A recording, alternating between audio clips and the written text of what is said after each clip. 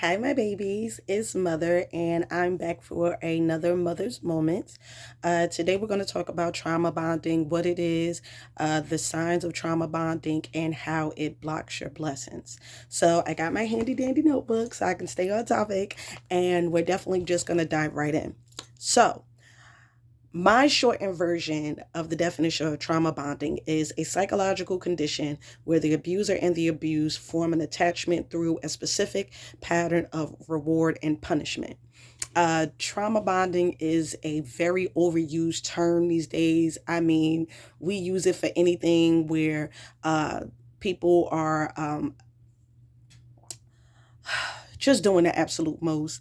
And we always try to say, oh, that's trauma bonding, trauma bonding, trauma bonding. But trauma bonding is something very, very, very specific. So some of the signs of trauma bonding are love bombing, which is they just are just extra with all of the presents, all of the grand gestures. Just you just meet this person and all of a sudden you're like the best thing that ever happened to them and they're just doing the absolute most.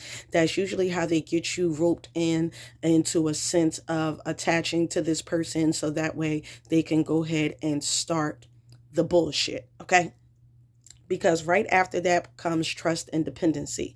So they'll do anything to win your trust. They'll say anything to make you feel comfortable, and then this allows them to depend for you to depend on them heavily for validation. After that comes the criticism. That's when they start to pick you apart and try to find any and everything they can to satisfy their dissatisfaction with you, and basically say that you're not worthy of all of the grand gestures that they just did before then. After that becomes manipulation. We call this gaslighting. And it's basically when things go awry, they take no accountability in anything that they did. It's always you. It's never them. And they basically make you seem like you're crazy and you don't have any type of grasp on reality, or you don't know what's going on. After that comes the giving up of control, because once they've already got into your psyche and basically had you not trusting your own intuition, you basically rely on this person now to validate your existence and to give you any type of reward for doing something that requires their absolute love. Terrible. After that, you start to lose yourself, obviously, because one, you've already lost your self-esteem, you lost your self-trust, and now you're depending on this highly toxic person to validate your existence and tell you that you're a good person. And then after that, you get addicted to the cycle because you've lost all sense of self-control. You don't even know what's real, what's fake, what's being displayed as narcissistic tendencies, what's gaslighting. You don't know which way is up, and you really feel like you can't escape it, so you might as well just deal with it. One part of trauma bonding is called Stockholm Syndrome, where you actually start to sympathize and humanize your abuser. You say things like, oh, that's just the way that they are. Oh, I'm just doing too much. It's my fault. A lot of this comes with sexual abuse, incest, rape,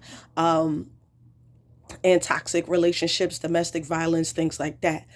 You actually think that this is what is supposed to happen, that this is normal, that everybody lives a life like that. That society's pressures get the best of them and they don't know how to act, when in reality, they know exactly what they're doing and they're trying to break you down and make you completely dependent on them.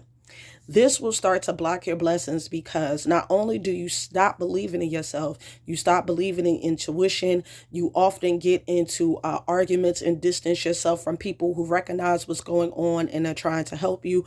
And then you rely solely on this person who means you no good whatsoever. This can keep you from leaving the relationship. This can keep you from doing anything that's going to be positive towards your spiritual, mental, physical, and monetary growth. This can actually cause you a lot of self-doubt, and if you are able to live, and thrive, and it can create depression, suicidal tendencies, and things of that nature.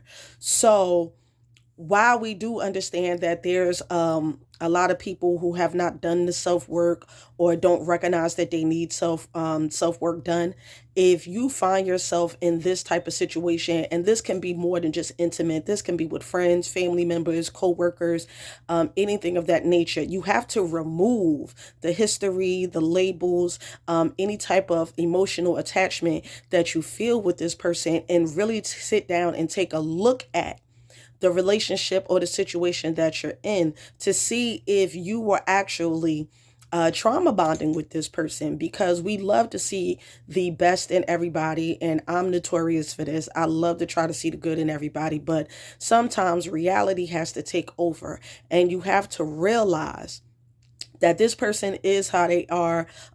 They are how they are. They're going to be how they're going to be. And if they're not taking any self accountability and everything is your fault, it's probably more than the time to step away from that relationship, because you can find yourself actually in a very sad state of depression. And that's not what we want to do. We want to live in our truth. We want to live in life, light. And we also want to make sure that other people are living in their truths and stepping into their light. We definitely don't want to be pushing negative energy onto people. We definitely don't want to push negative experiences onto people. And we definitely don't want to be the responsible party in someone else's demise.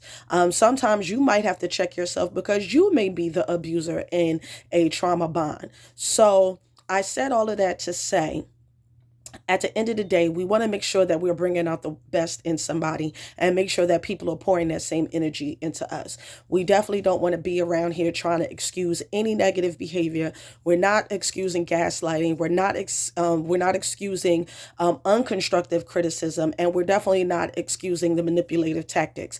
And we're also not going to be overusing the word trauma bond, because there's a difference between people gathering around their shared experiences of a situation and what trauma bonding actually is. So I just want to thank you guys for coming to another one of Mother's Moments. And I want you to be fruitful and multiply, go forth and do great things, live long and prosper. May the force be with you, and may the odds forever be in your favor.